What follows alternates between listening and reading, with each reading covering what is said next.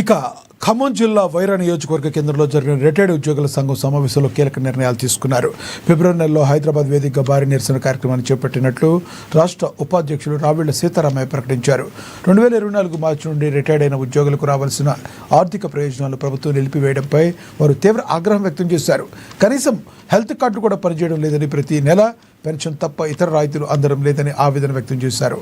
Court ఆదేశాలు సైతం ప్రభుత్వం బేఖాతరు చేస్తుందని మండిపడ్డారు.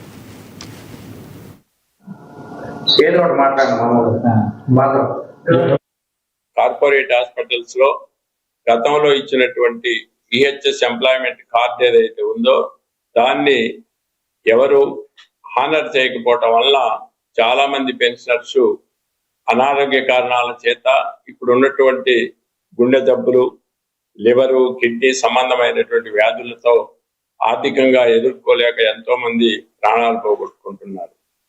ఈ విషయంలో మేము సర్వీస్ లో ఉన్నటువంటి సంఘాలతో పాటు పోరాడాలనే దాని ఉద్దేశంతో జేఏసీలో సభ్యులుగా చేరి అనేక సార్లు ప్రభుత్వానికి విన్నపాలు చేసినా మా సమస్య అలాగే ఉన్నది.